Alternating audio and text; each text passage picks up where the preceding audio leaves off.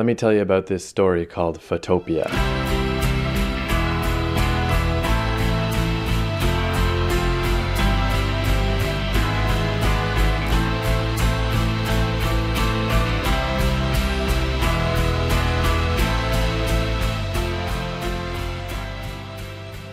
This episode is a story called Photopia by Adam Cadre. It's one of my favorite stories of all time, and I wanted to try to adapt it into a podcast format. What's unusual about this story is that it wasn't first released as a story. It's actually a computer game. It was released in the late 90s, and it's what they used to call text adventures. Now they call it interactive fiction. Basically, you make choices as you go along. But in the case of Photopia, no matter what choices you made, each scene always ended the same way, and the ultimate outcome was always the same. So that made it easy to adapt into a more conventional story format. You'll notice that it's all in the second person because in the game you actually play as these characters. And that was part of the point of how it was designed, was that because you inhabit these people, it makes the events taking place seem that much more immediate and it would allow them to affect you in a way that a normal story doesn't. So the streamlining of this story has removed that element. I'm hoping that now that I'm putting in music and sound effects, I'm hoping that those will work as a kind of stand-in, and that the experience this gets across will be somewhat similar to what it's like to play the game. Of course, if you'd rather play the game, it's available at Adam Cadre's website, which is adamcadre.ac. And I give it my highest possible recommendation. It's fantastic.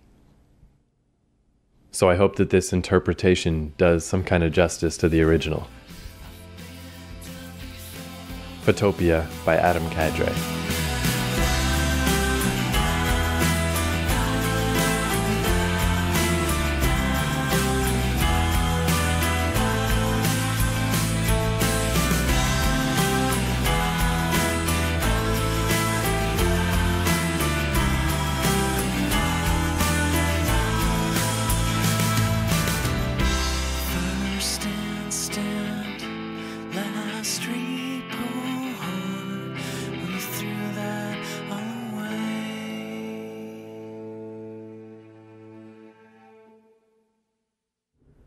Will you read me a story? Read you a story? What fun would that be? I've got a better idea. Let's tell a story together.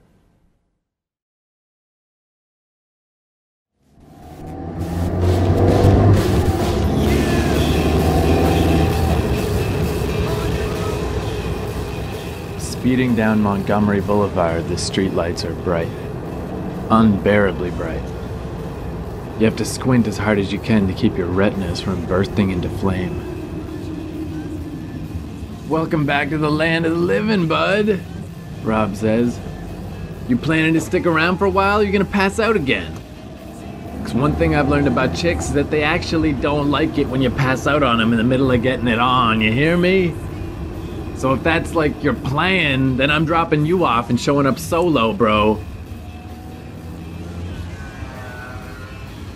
You don't exactly remember where the day went, but as you listen to Rob rant on, bits of it start to float back to you. A day on the slopes, the brisk February wind against your face, polishing off a keg back at the lodge, those two girls you and Rob had hit it off with, the ones who'd given you their address in town. We should all get together sometime, they'd said. Of course, Rob insisted that by sometime they'd meant later tonight. You hadn't been so sure. But then you'd blacked out before you could argue the point. How Rob came to be driving your car, you're not exactly sure. Apparently he couldn't wait till you were sober enough to drive it yourself. From the way he's weaving all over the road, he also apparently couldn't wait until he was sober enough to drive it. You ask Rob about his blood alcohol level, and he says, "Lower than yours, bud." Rob looks at the scrap of paper with the address on it as the two of you go screaming through an empty intersection. Oh man, it's a fake address. No wait, it's upside down. He turns the paper right side up. Hey, they're right on Bartlett Hill Road. You tell Rob to pull over. Only reason I pull the car over is to let you out and keep on going, dude, Rob says. You look up. Hey, it's red, you say. Huh? Rob says. The light, you say. You know, red, as in stop.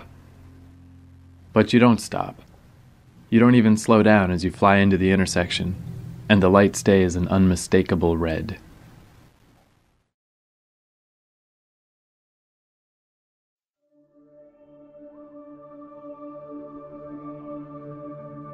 Red.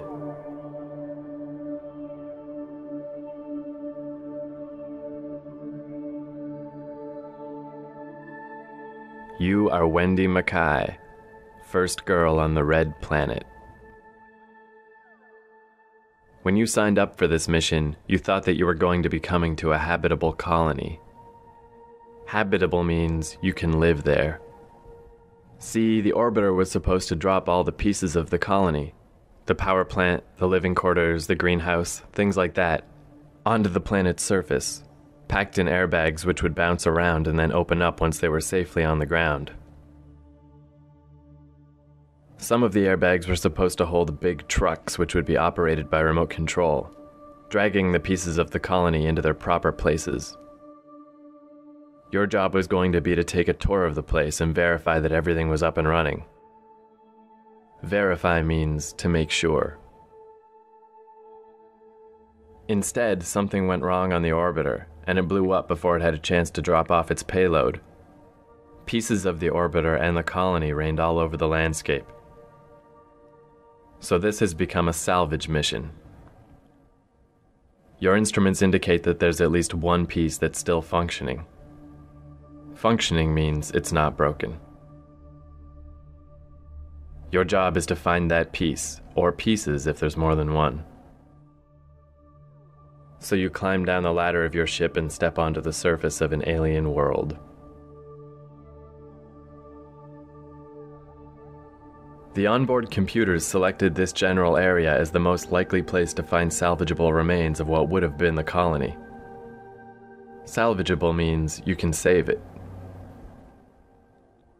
The battered rust-red landscape stretches out before you in every direction, pitted and pockmarked and littered with boulders.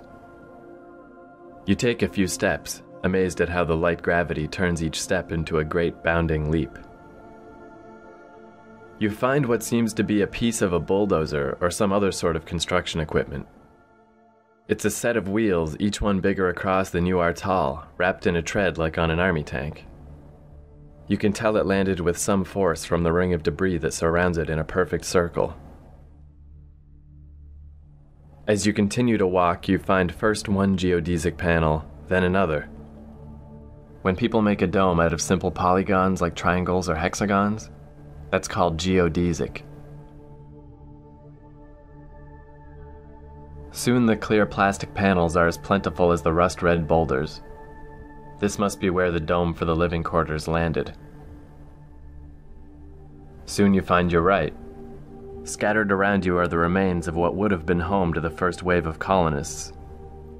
Most of the housing units have been reduced to unidentifiable splintered heaps, but there's one that seems to be intact. Intact means that it isn't so damaged that it's unusable. The entrance is partially obstructed. Obstructed means blocked by debris, but you're small enough that you could probably squeeze through. That's part of what makes you the perfect person for this job, aside from your astronautical expertise. Astronautical doesn't really mean anything. I just made it up. You squeeze into the housing unit. Since no one ever moved into this unit, it's really nothing but an empty gray box, no bigger than your bedroom back home. These quarters weren't designed with anything but sleeping in mind.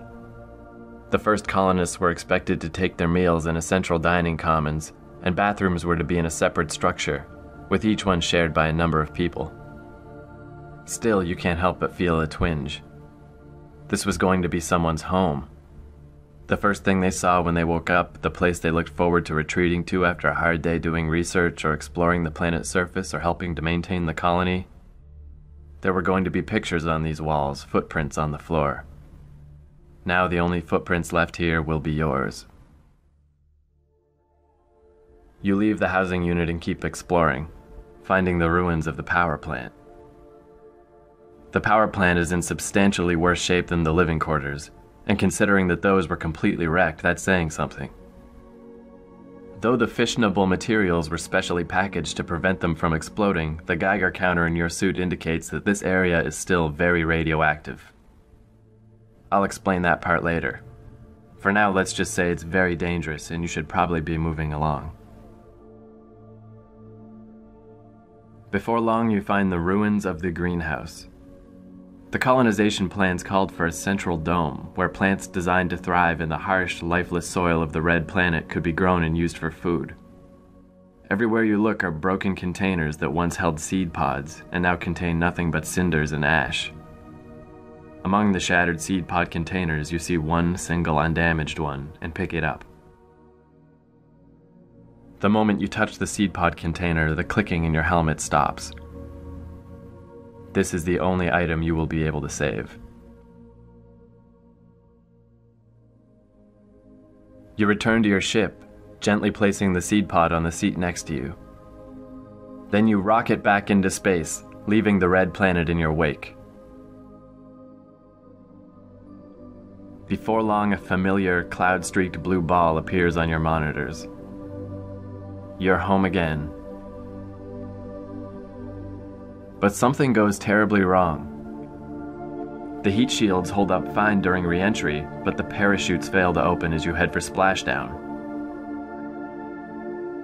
And so you plummet at an incredible rate, the ocean growing closer and closer.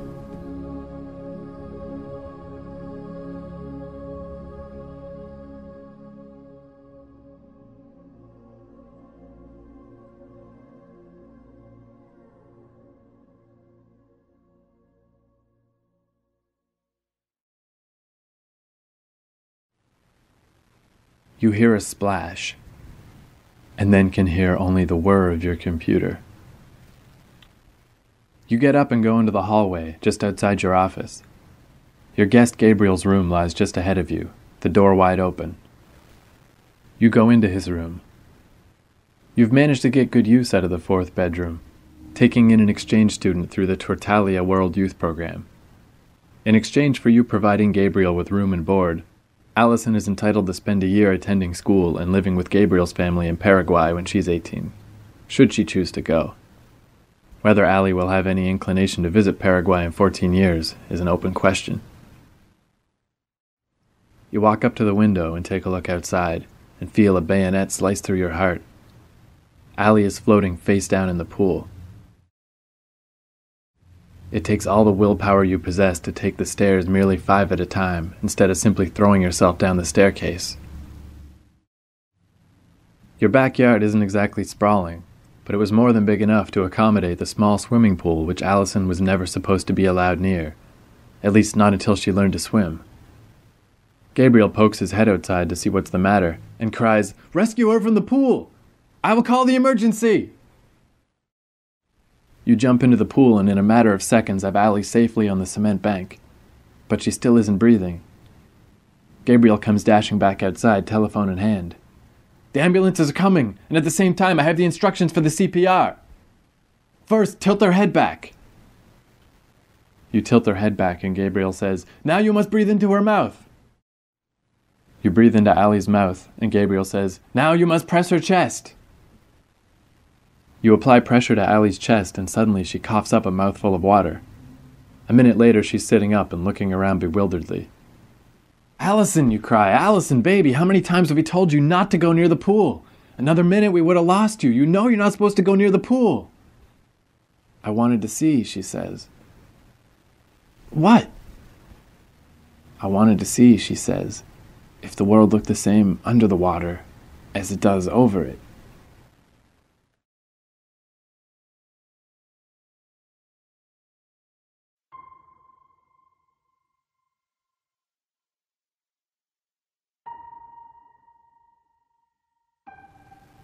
Sea blue.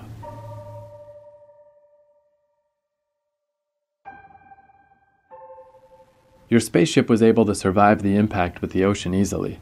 You barely even felt the jolt. Impact is what is called when things smack into each other. There wasn't even any damage, unless you count the flotation devices bursting. But you should definitely count that, because without your floats, your ship sinks like a stone.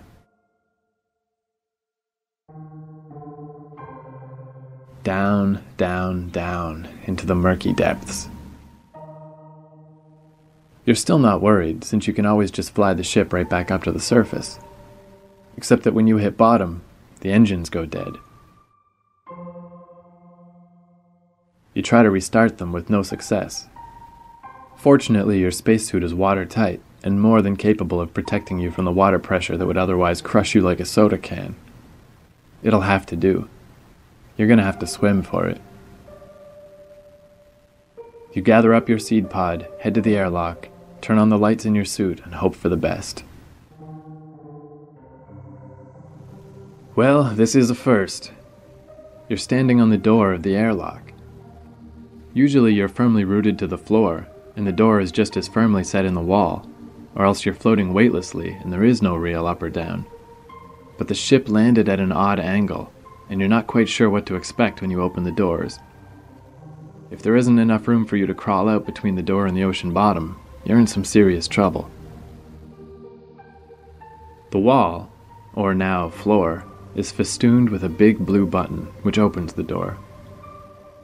Festooned means adorned. Adorned means decorated. You push the button. You've had a couple of experiences with explosive decompression, where you open up the airlock door and the rush of escaping air blows you out into space. This time the rush of water flooding into the airlock smashes you up into the ceiling. Or at least now it's the ceiling, it used to be the back wall. Luckily, your suit's able to cushion the blow. Soon the airlock is full of water and you're able to swim out the door, which closes behind you. At first you're confused. You'd expected the ocean bottom to be centimeters from the open door. Instead you drift down, down, ever down, and when your feet do finally touch something solid, it isn't the silt of the bottom of the sea, but a stone floor. You look up, hoping to see a glimmer of the surface. Instead you find a stone ceiling, far too high above your head to reach, and right where you might expect to find a chandelier, you see the blinking blue lights around the outside of your ship's airlock through the hole it made upon impact. You have crashed into an undersea castle.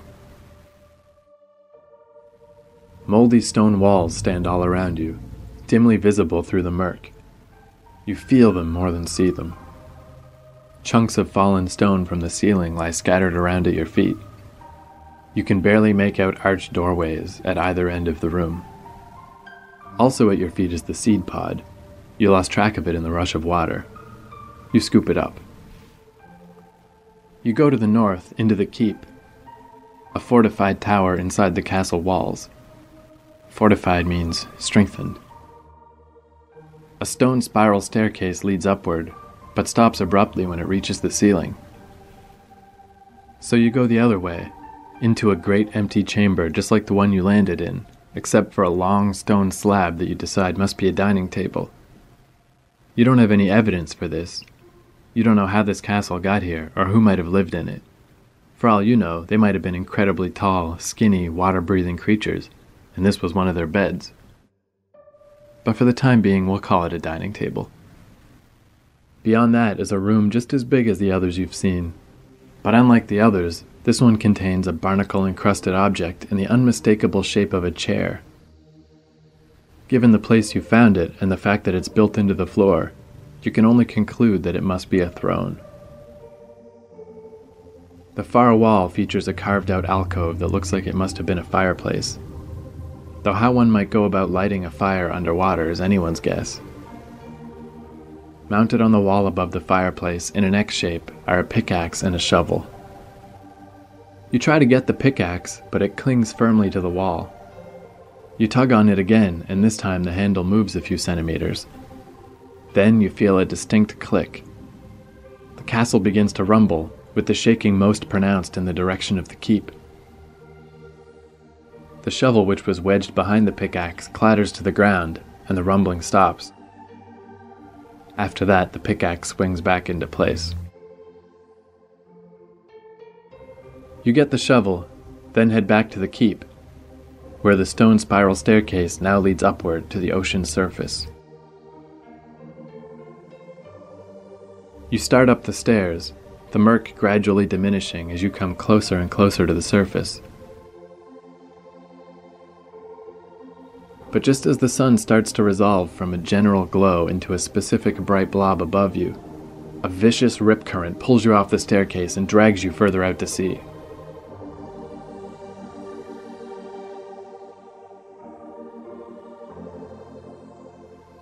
The sheer power of the current throws you for a loop. You thrash in vain against it, crying out in frustration as your muscles begin to cramp from the effort while you continue to be dragged further and further out to sea.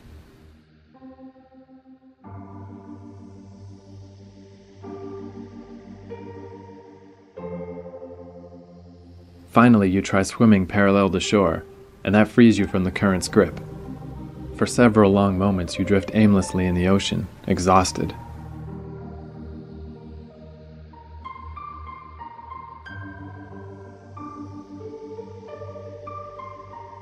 When you do at last get your wind back and take your bearings, you find yourself kilometers from the nearest hint of land. Sighing, you start for shore. Your suit feels unexpectedly cumbersome, but you dare not take it off. Even if it does make you tire that much faster, at least you don't risk drowning.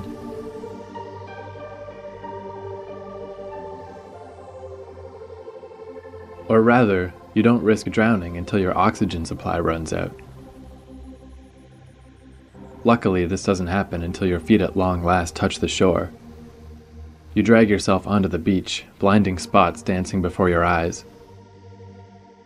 Your knees give even as you tear off your helmet, and everything goes dark.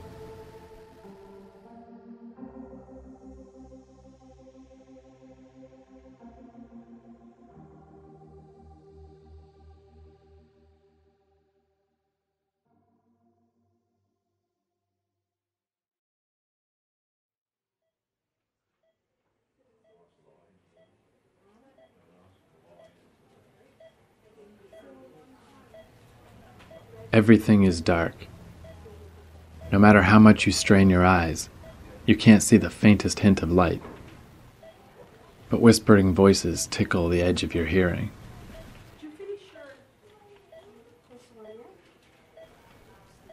Level of 0.15. Long distance call to Assumption. Frat boy is completely uninjured. The husband has an excellent chance of... At least she didn't suffer. The vending machine ate my dollar. Light flickers before your eyes. At first you don't see anything familiar, and then suddenly Linda is there at your side. You are in a hospital bed. What? What? You start to ask? Shh, Linda says. You need to save your strength. The doctors say you'll be fine, but it'll take some time. Ow. The effort to speak becomes too much, and you have to rest for a moment. How? For a moment, Linda seems confused. Then she realizes what you're asking and shakes her head sadly. And suddenly the room seems colder.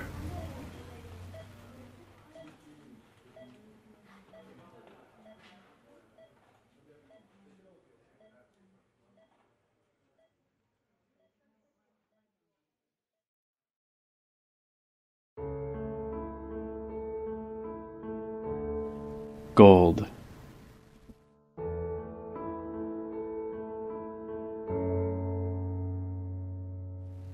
The sand is curiously cold against your face as you wake up, the waves licking at the soles of your boots. Cold and hard, more like gravel or even cobblestone than sand. As you lift your head and look around, you notice something else wrong. The sand is the wrong color. It's darker, more metallic. it's gold. You are on the southern end of a golden beach, a glittering crescent nestled between the crashing ocean to the east and towering cliffs to the west, ankle-deep in gold. You run your hands through it, rings, coins, nuggets, and gold dust. Drifting down from the sky, collecting in dunes, the dust is everywhere. You run your hands through your hair and your gloves come out looking like they belong to a statuette. To your relief, your seed pod is washed up onto the beach in excellent condition, though the container it was in is nowhere to be found. And though you thought you'd lost it a long way from shore, your shovel is here too. You walk along the golden beach and find something wooden buried in the sand at your feet, but it's buried so deeply that only a corner of it is visible. You use your shovel and dig for a few minutes and seem to be making good progress when suddenly the handle of the shovel snaps off. Apparently all that time underwater weakened it after all. Luckily, you no longer need it. You've done enough digging that you're able to grab the wooden object and pull it loose. It's a treasure chest, a tiny one, and what's more, it doesn't seem to be locked. Opening the chest reveals dirt. Someone must have found this very precious. Which makes sense. It was buried in a place where gold was everywhere, and so wasn't especially valuable. Dirt, on the other hand, seems to be quite rare around here. Since it's so scarce, it's worth keeping safe. You take the chest and keep walking along the golden beach. You see a pass to the northwest, with something shiny visible through the gap in the cliffs. So you take one last look at the golden beach and stride off through the pass.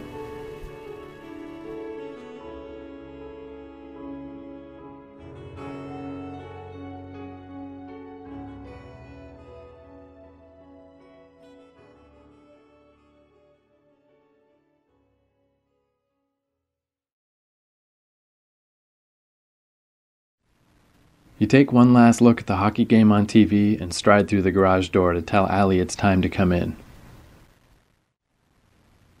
You walk through your garage, which was supposed to be a 2-car, but with the trash cans, your workbench, Allie's bike, and all the rest of the junk that's taken up residence in the place, you're lucky to be able to even squeeze just the Volvo in here. You head out into the front yard, and one of the advantages of living on the outskirts of town is that you were able to get a house with a little bit of land around it. Which isn't to say that you have to walk a kilometer to get to your neighbor's house, just that you can actually take a few steps outside your door and not be on anyone else's property. Allie is sprawled on the front lawn, gazing up at the stars. "Hi, Daddy," she says. "Hey, how come the night sky is dark? I mean, with all the stars in the universe, if you look in any direction, wouldn't you eventually see a star?" Allie is your only child, 9 years old, beautiful, extremely bright and inquisitive. Sunday nights, nice for hospitals and homes, answering the phone. When she gets going with the questions, it's next to impossible to shut her up, which is exactly the way you like it. When you were growing up, you were told that children were to be seen and not heard, and you vowed that any kids you might have were going to be seen as much as they wanted to be seen and heard as much as they wanted to be heard.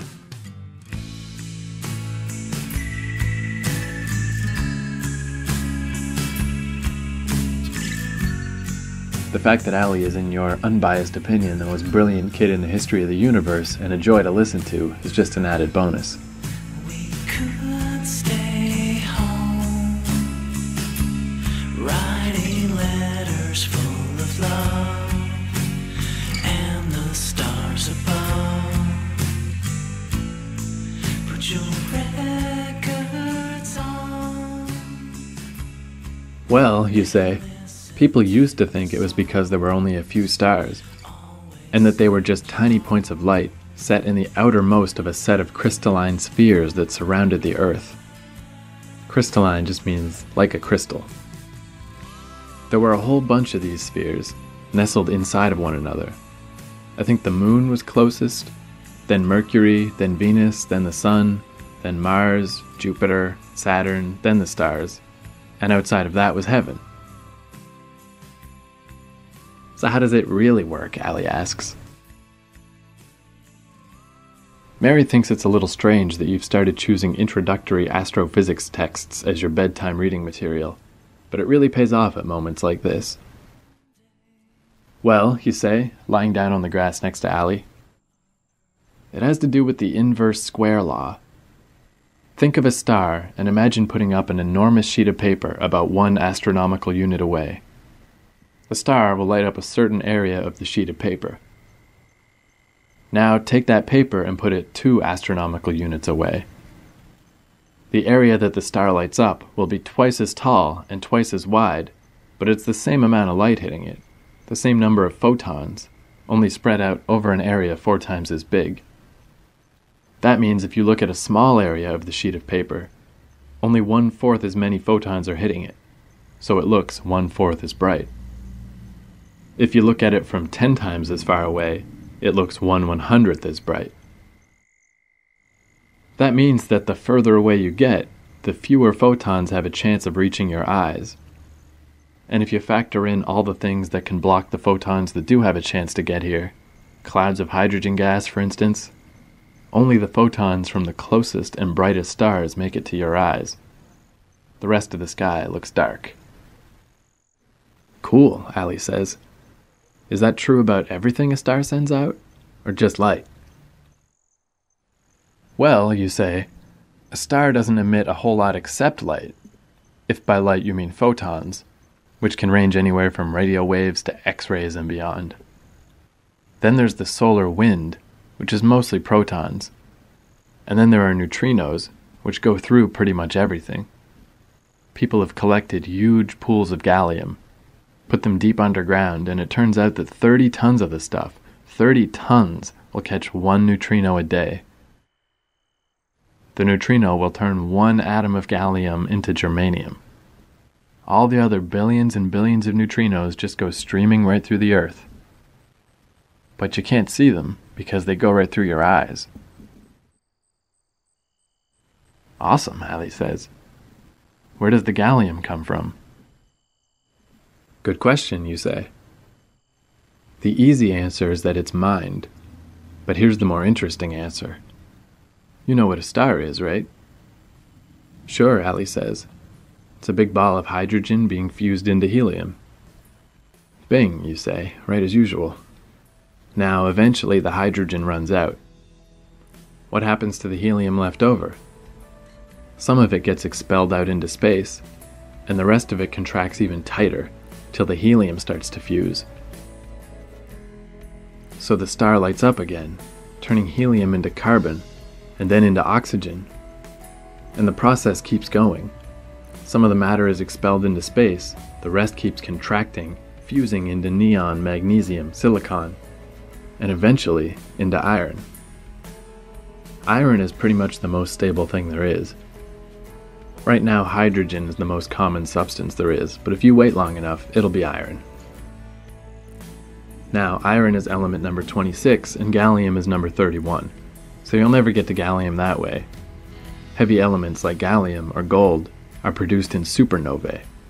They're formed when stars explode and fly out into space. Really? Gold, Allie says? It just comes raining down out of space? Maybe indirectly, you say. See, the newly formed heavy elements fly out into space and collect in gravity wells and start clumping together.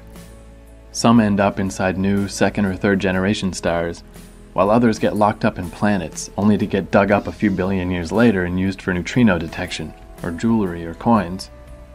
Of course, gold is used in coins because it's valuable, and it's valuable because it's rare, and it's rare because, well, to a certain extent, it's the luck of the draw. If you look at a chart of the elements in the Earth's crust, it turns out iridium and the elements around it are rarer than you might expect. Right after iridium is platinum, which is very precious, and after that is gold, which is just slightly more common and just slightly less precious. But if you look at meteorites, you find that they're not lacking in iridium the way the Earth is. Meteorites are loaded with this stuff, and they've got even more platinum. So it's easy to imagine that there are planets out there where there just so happen to be a lot of gold and platinum in the area of space where the planet was formed, and so they're considered common, while something else, zirconium maybe, is considered really valuable. I've heard of iridium before, Ali says. Isn't there a lot of it in the layer of the Earth's crust that comes from right when all the dinosaurs died out? I remember reading something like that. That's right, you say. That's usually counted as evidence that it was a meteorite impact that led to them all dying off. Not that the iridium killed them, but that iridium is a sign that there was a big meteorite around that time, and it's easy to see how a big impact could lead to massive die-offs. But that's also an important thing to keep in mind when you think about this stuff. One bit of pure gold is exactly the same as any other bit of pure gold. The substance behaves the same way. So from one point of view, any particular piece of gold isn't valuable at all, since you can always get another. You can even replace your iridium, but, Michael Crichton notwithstanding, you can't get back any of the dinosaurs. You're not made of a whole lot that's particularly exotic. The only stuff heavier than iron, the only things you'd need a supernova for, are trace elements. A little iodine to keep the goiter away, that kind of thing. You're made mainly of the most common star stuff. Carbon, oxygen, hydrogen. But you can't just trade yourself in for a sack of carbon and oxygen and hydrogen the way you can trade gold for gold. What makes you you is the way that star stuff is arranged, and that's totally unique, which makes you more valuable than all the gold from all the stars in the sky.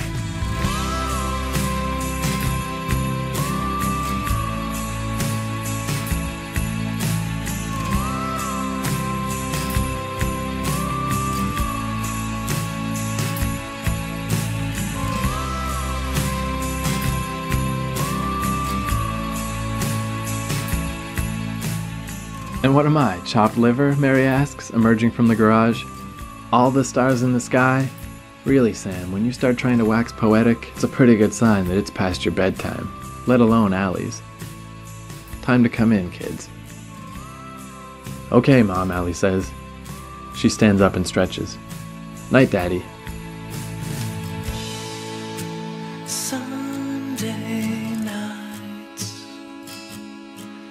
are perfect when they're just the two of us. Good night, honey, you say. Sweet dreams. As you follow her inside, you pause to take a quick look at the sky yourself. It's certainly pretty, but it's been a long time since you were as enraptured by it as Allie seems to be. You can't help but feel a little sad about that.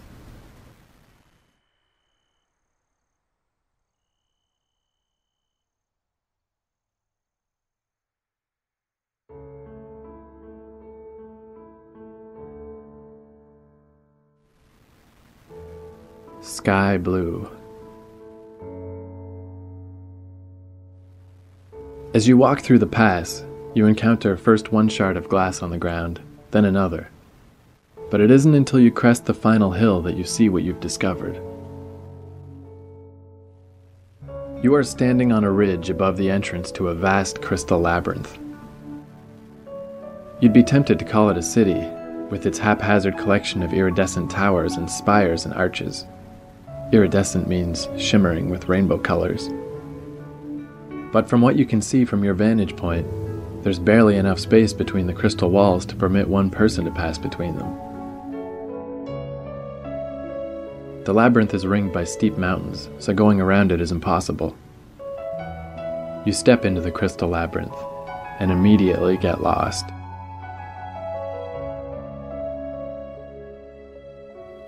As you wander, you see that two of the nearby walls intersect to form the base of an immense spire.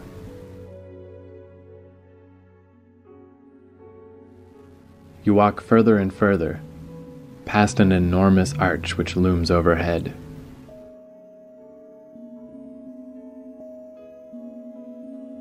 You continue to walk until, with an audible sputter, the cooling unit of your spacesuit finally gives out. You remove the suit and drop it on the ground before you continue walking.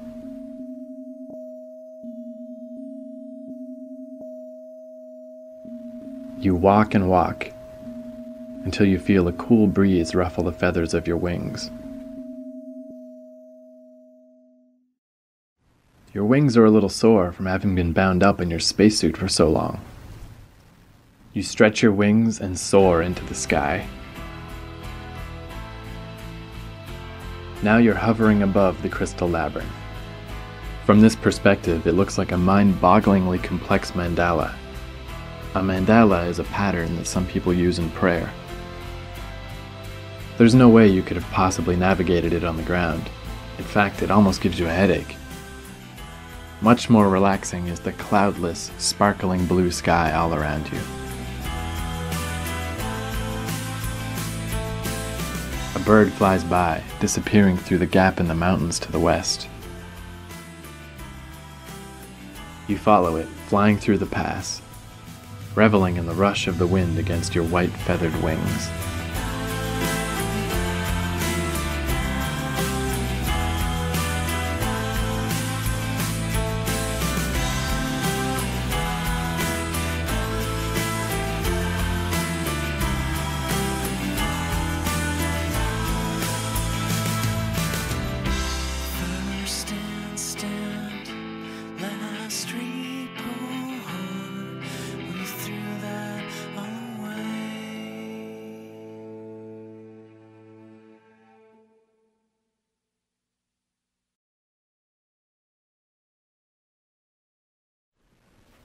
She's an angel. She's an absolute angel. No, can't think like that. She's just a kid like any other kid. Completely approachable. Puts her pants on one leg at a time like anyone else. Oh, bad move. Should not have thought about her putting on pants. Concentrate, focus, power, eye of the tiger, wax on, wax off. Wait, that's not right. Come on, don't overthink this. Just go in and ask her. Hey, Allie, what's up? Want to go to the dance with me? Easy as that. What's the worst that could happen? Well, you could wet your pants. Funny how it always comes back to pants. You walk into the gym. The Queensport Middle School gym is usually rather damp and dingy, but right now is festooned with colorful balloons and streamers in preparation for the big dance Friday night. You look around and there, far above your head, is Allie, glowing like a star. Or maybe that's just from standing in front of the spotlight rigged to the ceiling. She's balanced on a tall ladder, draping streamers from the rafters. Her colleagues on the Student Activities Committee, Joyce and Cheryl, are standing around a helium tank, filling balloons and letting them float up to the ceiling. Allie looks down at you as you come in. Hey, John, she says, can you turn off that light for me? It's burning kind of hot. Allie Dawson is the smartest, nicest, most beautiful girl in your class. Also in the country, probably in the world. Honestly, though, you're probably just setting yourself up for some serious embarrassment. She's not going to go to the dance with you. She's probably secretly seeing some movie star or something. Maybe you should just go. You turn the light off. Thanks, Allie says. That about does it for the streamers. She climbs back down the ladder, digs around in her backpack, and pulls out an orange. Want one? She asks. No, that's okay, you say. So, we get along okay, huh? You ask. Like, remember in kindergarten when I traded you my juice box for your pudding snack? That was pretty cool, right? Joyce and Cheryl snicker, but Allie seems not at all put off by the stupidity of what you've just said. Sure, she says. You take a deep breath. It doesn't take, so you try it again. Well, you say, so, I was just kind of wondering whether maybe if you weren't doing anything or weren't already going, whether you might want to go to the dance with me if you want. I mean, it's no big deal or anything, it's up to you. I just thought, why not?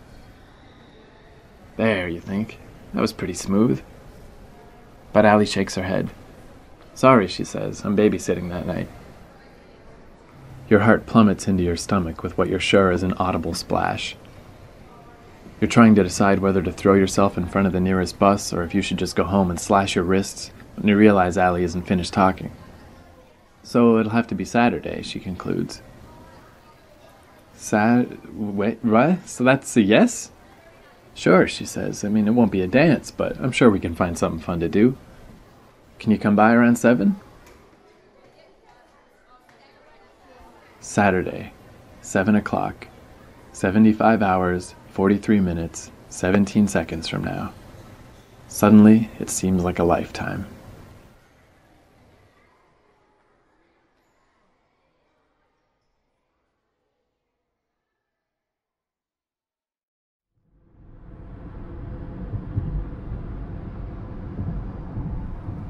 You're driving down Bartlett Hill Road, and as you pass Allie's school, you can't help but notice that the message board outside says, Dance Friday, Gym, 6 to 10 p.m.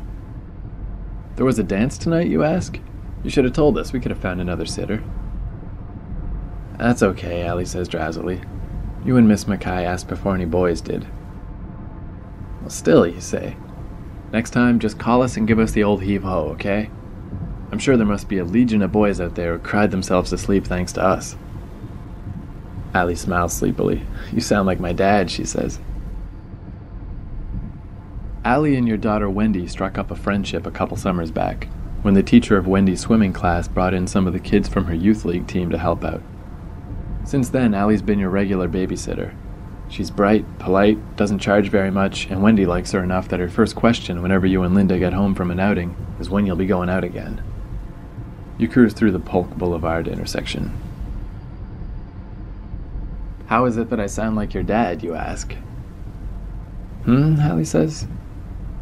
It's just that when you were talking about legions of boys crying themselves to sleep, it reminded me of how my dad's always telling me, you're at the age now where you're going to have to deal with droves of grubby little boys vying for your attention. Just want to warn you that I'm bound to show an inordinate amount of glee with every heart that you break. Why is that, you ask? Well, Allie says, when I asked him, he said that it's like Freud said. The parent of the powerless sex always longs to have a child of the powerful sex.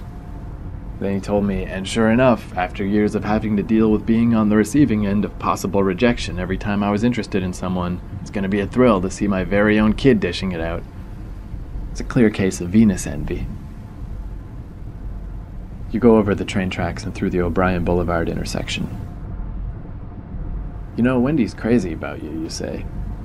We take her to buy clothes, she wants to dress like you. We take her to get her hair cut, she wants it done like yours. And every time you come over, she spends the next couple of days throwing around words like conquistador and geosynchronous. When she gets an 800 on her verbal SAT, we'll know who to thank. Well, when I was her age, I hated it when people talked down to me, Allie shrugs. So it'd be hypocritical of me to talk down to her. You cruise through the Nelson Boulevard intersection. Wow, all the lights seem to be green this evening. I hate to ask you to come over twice in less than a week, you say, but are you free to look after Wendy on Thursday? If not, please just say the word, we can find someone else. I don't want to keep you from hanging out with kids your own age. Sure, it's no problem, Allie says. I don't mind, really. I like spending time with Wendy. Most of my friends are either significantly younger or significantly older than me anyhow. You enter the Montgomery Boulevard intersection and are blindsided by a car screaming down the road with its lights off at 100 kilometers an hour, maybe more. The impact caves in the passenger side door and sends the car spinning wildly, the air thick with smoke and the acrid smell of burnt rubber, Allie's blood hot against your face, and as you black out you catch a glimpse of the light, and it was green. It was green. It was green.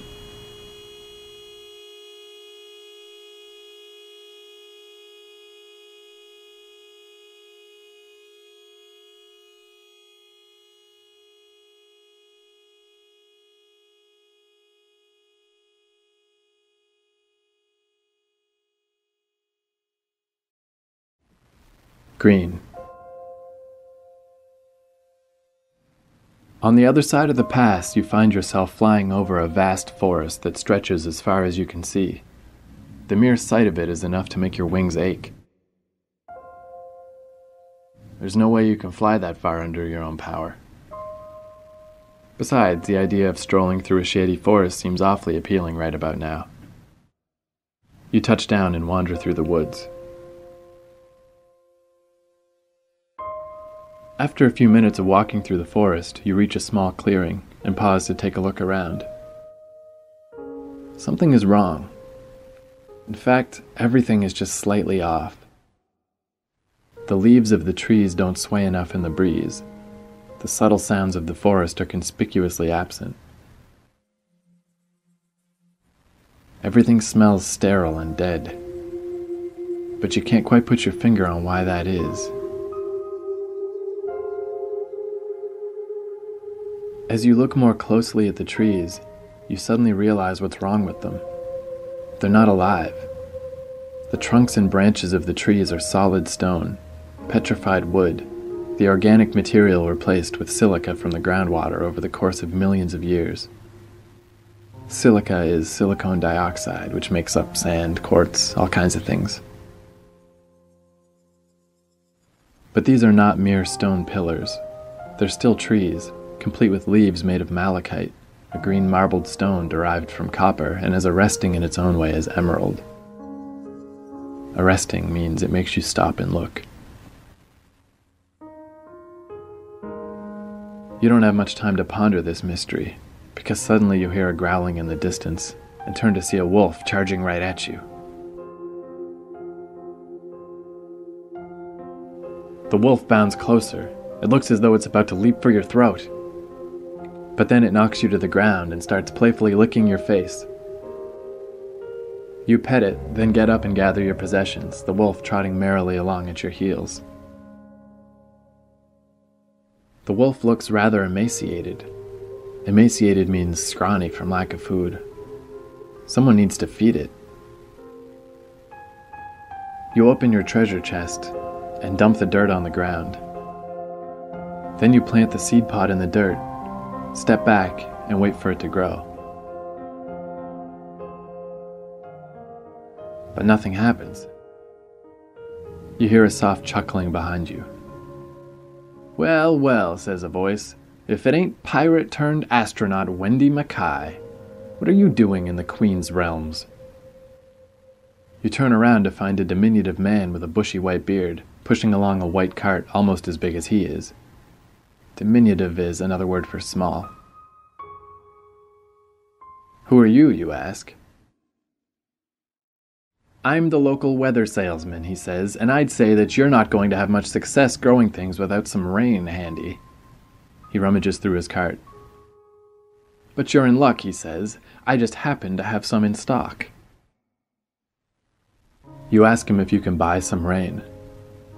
The salesman says. "Normally I ask for a gold piece, but it looks as though you have enough of the stuff in your hair for me to change my price." He reaches into his cart and pulls out a comb. "What say ye?" You run your fingers through your hair and they come out golden. Apparently it collected quite a bit of gold dust while you were wandering around on the beach. "Fair enough," you say. You sit down on the ground and the weather salesman goes to work with his comb. A few moments later, he gleefully puts 2 handfuls of gold dust in his cart. Then you stand up and he snaps his fingers. A tiny cloud appears at knee level, raining a trickle of water onto the planted pod. You start to complain, but suddenly there's no one to complain to. The salesman is gone without a trace. And in the end, it doesn't matter. Even this tiny rainstorm does its job. Shortly after the cloud dissipates, the pod shudders, and a full-grown shrubbery erupts from inside, loaded with deep red berries and bright green leaves. The wolf starts nibbling at the berries, first tentatively, then with relish. And with the berries springing forth from the bush as fast as the wolf can eat them, it seems pretty clear that the wolf isn't going to starve to death after all. So while it looks as though you won't have anything from the Red Planet to hand over to headquarters once you get home, You have saved a life.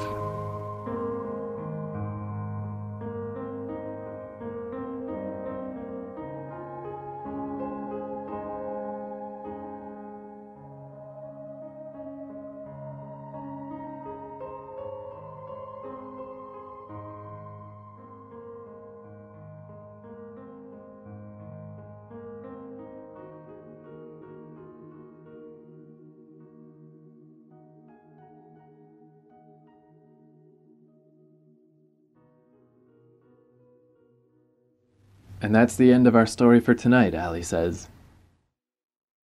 What? That can't be the end. There's still so much you don't know. Like, how do you get home? Are you even on the right planet?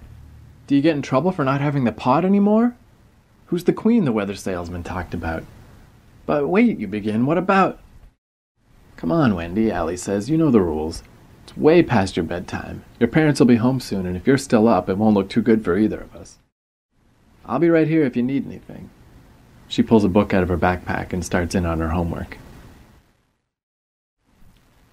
Allie is your regular babysitter, but she doesn't just throw a TV dinner at you and make you go to bed at 6.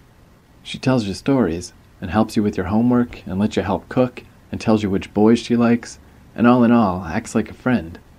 A friend who's older and smarter and more beautiful than you could ever be, but still a friend.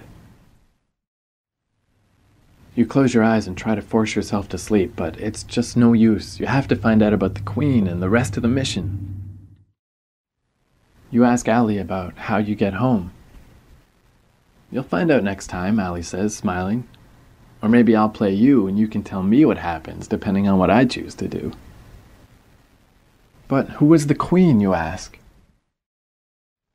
The Queen, Allie says. She puts down her pencil. I guess I did slip that in there, didn't I? She flashes a bittersweet smile. Well, all the settings from that story came from these weird dreams I've been having lately, she says. Then there's one more, one I haven't told you about. You sure you want to hear about this? Yeah, you say. Okay, Allie says. It starts like this.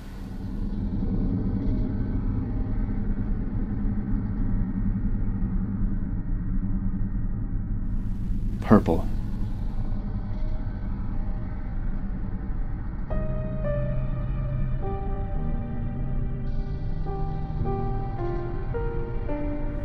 I open my eyes and I am in a cold, dim, lonely place.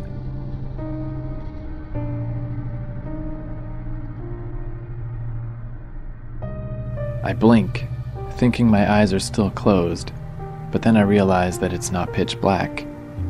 There's a dark purple fog billowing all around me, so close to black as to make nearly no difference.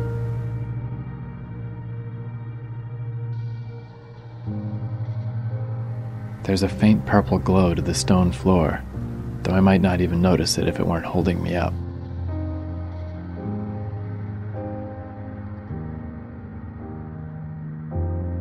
I try to find my way out of this place, but no matter which direction I try, or however far I go, it's all the same.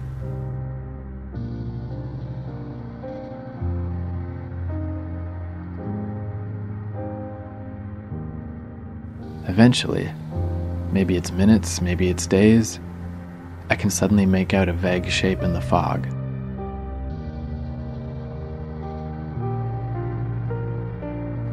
It's strange because parts of it look distinctly human, but others are just as clearly not.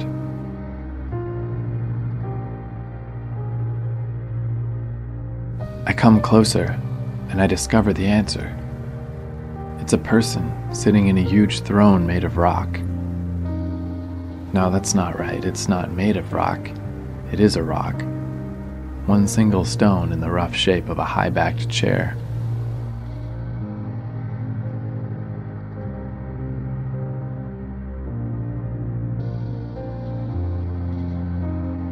Her face is turned away from me, but I can tell that it's a young woman, dressed in long, flowing purple garments. Dressed in royal purple, sitting in a throne. Can only assume that she's a queen or princess of some sort.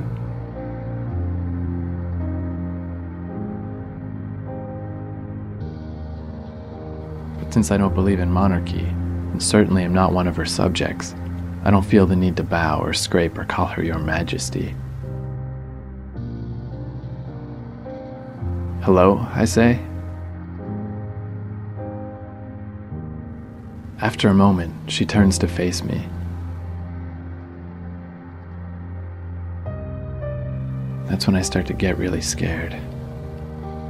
She has my face. She's a lot older. She's got to be at least 20. But there can be no mistake. I'm talking to myself.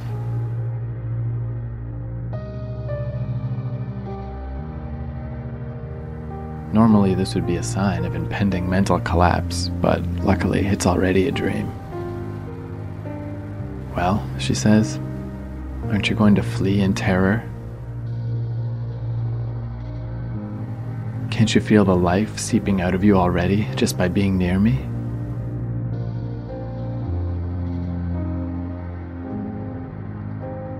I ask her why I should be scared. Why should you be scared, she asks. Now I suppose you wouldn't know. Not yet. You're new here.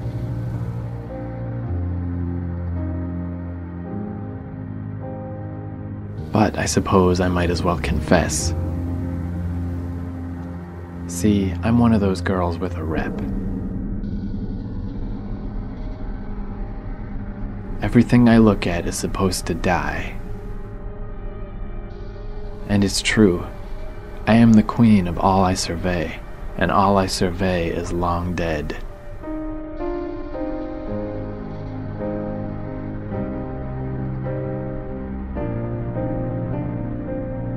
But here's the part that no one believes. It was like that when I got here.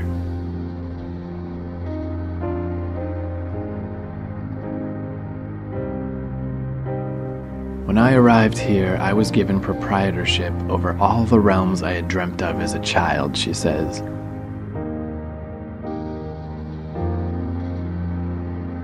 But those were all places from which life had long since fled. Barren planets and crumbling castles, forests of stone and vacant crystal cities. Worlds upon worlds that were mine, all mine.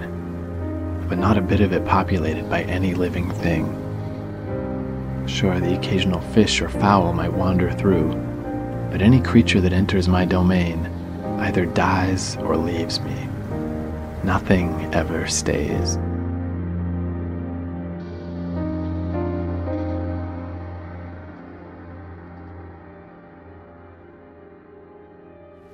I decide to say nothing. The last thing she needs after what she just said is me asking the way to the nearest exit. No, the queen says, by all means, go. Go. You'll be back soon enough. You see, she says, I remember this conversation from the other direction.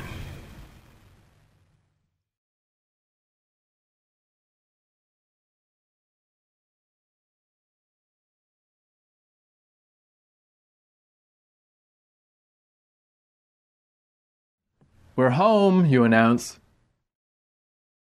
Wendy, what are you still doing up? Sorry, Miss Mackay, says Allie, the sitter. It's my fault. Our bedtime story sort of segued into a conversation about these dreams I've been having. I shouldn't have kept her up this late. Well, at least it's not a school night, you say. No harm done, I guess. Jim's waiting in the car, so you probably ought to get out there. And as for you, Miss Wendy, you need to get to sleep, pronto. Kiss, Wendy cries. All right, you begin, but Wendy shakes her head. I mean Allie, she says. Allie flashes you an embarrassed smile and kisses Wendy on the cheek. Good night, kiddo, she says. Hope your dreams are sweeter than mine. You thank Allie for babysitting. Sure, no problem, Allie says. I enjoy it. Allie finishes stuffing her books in her backpack and puts it on. Okay, see you soon, she says. You follow her out to the garage door. Jim's car is waiting in the driveway. and as she walks toward it, she's swallowed up in the glare of the headlights.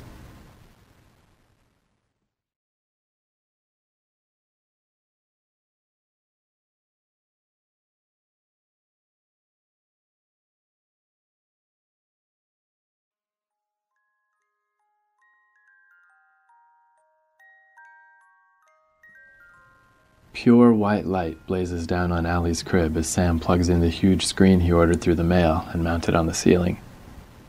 Allie rubs her eyes. "What is that thing, you ask? Just a fluorescent light?" "Not at all," Sam says. "The Photopia is a low-energy, high-intensity LCD screen with a bunch of different settings." He tosses you the remote. "Just push the white button to cycle through them." Sam is your husband, who has lately taken to ordering all kinds of strange things through the mail. Today it was the Photopia, the day before that it was some kind of baby-safe blender. Tomorrow it'll be a bag of llama feed or something. You push the white button and the Photopia suddenly goes dark. But not completely dark. Instead it displays a field of stars, as if it were a skylight. Allie blinks and regards it curiously. "There's more," Sam says. "Hit the button again. There's another mode that's even better." You push the button and the screen changes once again.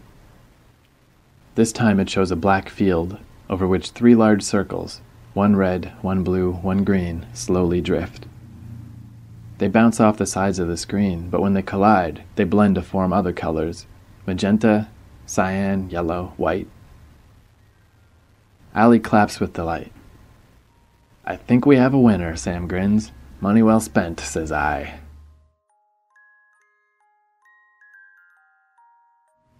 "Okay, I know one little kid who's up way past her bedtime. Can you get the light, son?" You glance into the crib as your hand rests on the light switch. "Good night, Allie," you say. "Sleep well." You turn out the light.